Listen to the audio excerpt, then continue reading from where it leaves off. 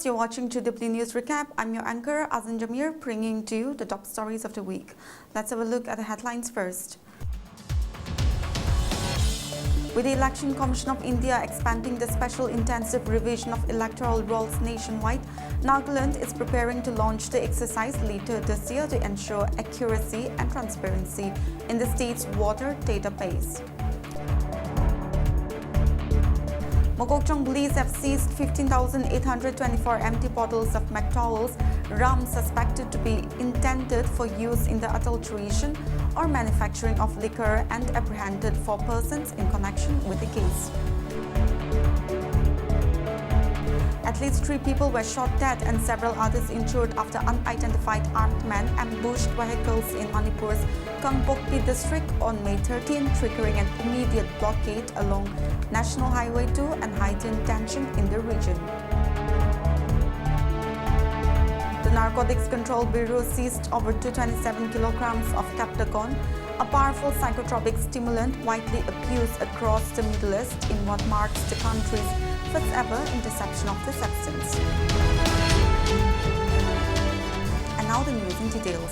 As the Election Commission of India expands this special intensive revision of electoral rolls across the country, Nagaland is set to begin the exercise later this year with over 2,400 booth-level officers expected to conduct house-to-house verification of more than 13.5 lakh electors.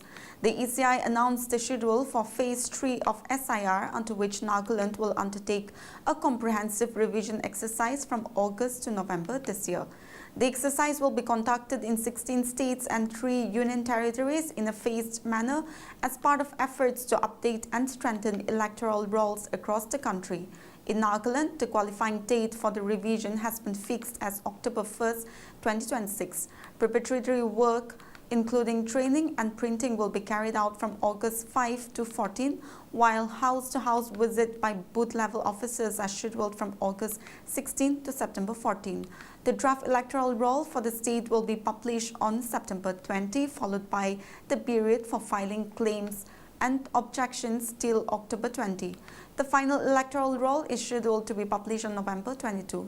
The Commission described the SIR as a participative exercise involving electors, political parties and election officials, and urged political parties to appoint plus for every polling booth to ensure transparency and wider participation in the process. Besides Nagaland, the Phase 3 exercise will also cover several northeastern states including Manipur, Mizoram, Meghalaya, Arunachal Pradesh, Sikkim and Tripura. Kohima police have arrested a 28-year-old man in connection with an alleged sexual assault and attempted rape case reported from Fisama. According to Kohima Police PRO, the incident occurred on May 12 at around 7:30 p.m. when the accused allegedly entered the residence of 2 female victims while they were having dinner and assaulted them. Police identified the accused as one CNUU, a resident of Fisama village. He has been arrested and placed under police remand. One of the victims reportedly sustained grievous injuries and was immediately shifted to Bidal Hospital for medical treatment. Based on a complaint lodged at the Women Police Station, PRO said police registered a case under Section 62, 74, 76 and 117 Clause 2 of the Bharatiya Nyaya Sanhita with Section 8 of the Protection of Children from Sexual Offences Act 2012. Mokokchung police have seized 15,824 empty bottles of McDowell's rum suspected to be intended for use in the adulteration or manufacturing of liquor and apprehended 4 persons in connection with the case.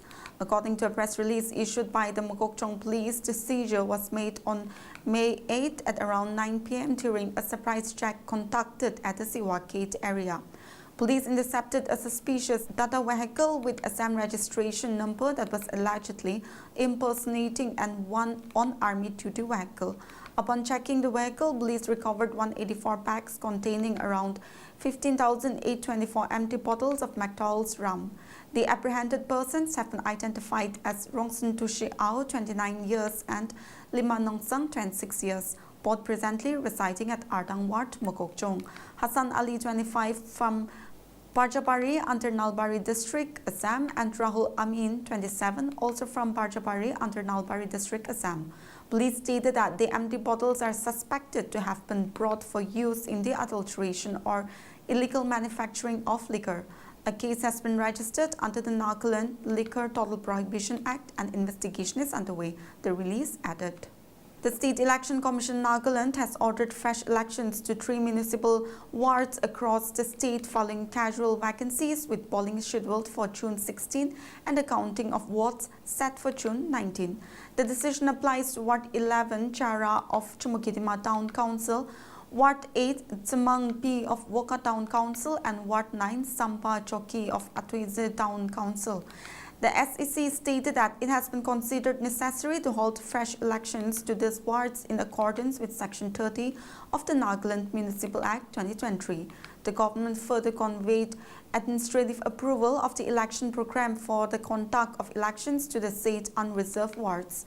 The schedule begins with the publication of the election program on May 15, followed by the period for filing nominations from May 25 to 29. The list of validly presented nomination papers shall be posted on May 30. Scrutiny of nomination papers along with the posting of the list of validly nominated candidates will take place on June 1st. Candidates may file applications for revision of the order of the scrutinizing authority from June 2 to 3, with such revision applications to be decided on June 4. The last date for withdrawal of candidature is June 5, following which the list of contesting candidates and the list of polling stations shall be posted after 3 p.m. on the same day. Polling will be held on June 16 between 7:30 a.m. to 4 p.m. The date for repoll, if any, has been fixed for June 18. Counting of votes and the declaration of the results will take place on June 19 from 8 a.m. onward at the designated counting center hall. With the announcement of the election program, the Model Code of Conduct as contained in the Model Code of Conduct for the guidance of political parties and candidates and adopted by the SEC has come into operation with immediate effect within the jurisdiction of the ball-bound wards of Chumakitima Town Council, Woka Town Council and Atwize Town Council. The MCC will remain in force till the completion of the election process and shall be applicable to all candidates, political parties within the town council jurisdiction as well as the state government with respect to the observance of MCC guidelines in the jurisdiction concerned. At least 3 people were shot dead and several others injured after unidentified armed men ambushed the vehicles in Manipur's Kangpokpi district on May 13, triggering an immediate blockade along National Highway 2 and high tension in the region. The victims were 3 church leaders belonging to the Tatao Baptist Association, including former Manipur Baptist Convention General Secretary Wee Sitlo. The 2 others were identified as Wee Kai Kolun and Paul Kolun, a pastor. According to the reports, the victims were traveling in 2 vehicles and were returning to Kangpokpi from Churachandpur district after attending a TBA conference when they were attacked midway. Following the incident, an immediate blockade was imposed along National Highway 2, a crucial lifeline connecting Manipur with Nagaland and the rest of the country. Tension also spread across Kangpokpi and adjoining Kuki settlements. The Kuki in Manipur condemned the attack, describing it as a cowardly and barbaric ambush. The organization termed the killing of unarmed church leaders a direct assault on ongoing peace and dialogue efforts and urged the government to conduct a thorough investigation and bring those responsible to justice.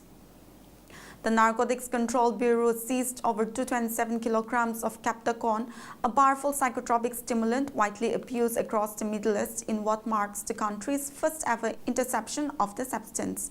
The anti-drug body announced the breakthrough yesterday achieved under Operation Rage Pill, revealing that an international syndicate had been systematically exploiting India as a transit corridor to funnel the drug into Gulf nations.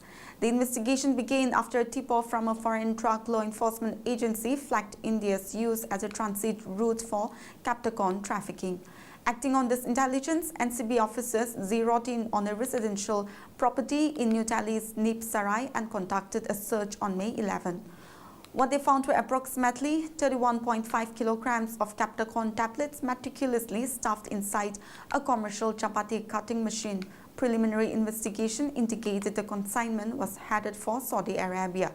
The arrested Syrian national had entered India on a tourist visa in November 2024, but his visa expired in January 2025, yet he continued to live at the Sarai address, which he had rented as a base for operations.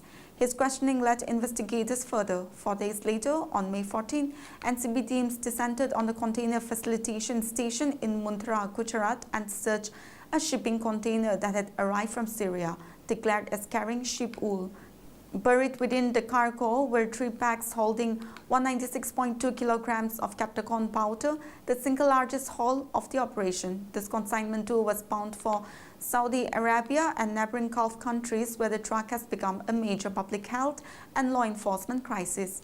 Union Home Minister Amit Shah crediting the NPC's work, writing in a post on X, PM Modi government is resolved for a drug-free India. The Central Bureau of Investigation has identified and arrested the kingpin who was the source of the NEET UG 2026 examination paper leak. Investigation has revealed that P.V. Kulkarni, a chemistry lecturer involved in the examination process on behalf of the National Testing Agency, had access to the question papers. During the last week of April 2026, he allegedly mobilized students with the help of another accused, Manisha Wakmare, who was arrested by CBI on May 14 and conducted special coaching classes for the students at his residence in Pune. During the special coaching classes, P.V. Kulkarni allegedly dictated the questions along with options and correct answers. The questions so dictated were handwritten by students in their notebooks and have exactly tallied with the actual question paper of the NEET UG 2026 examination held on May 3. It may be recalled that CBI had registered the case on 12 May based on a written complaint received from the Department of Higher Education, Ministry of Education, Government of India pertaining to the alleged paper leak of the NEET UG 2026 examination. Immediately after registration of the case, special teams were constituted and searches were conducted at various locations across the country. Several suspects were picked up and interrogated. Investigation conducted so far has brought out the actual source of the chemistry paper leak as well as the role of middlemen involved in mobilizing students who allegedly paid several lakhs of rupees to attend the special coaching classes where the question banks were dictated and discussed. Well, viewers, that's it for this week's news recap, and for more news like this, you stay connected to Global Window. Good night.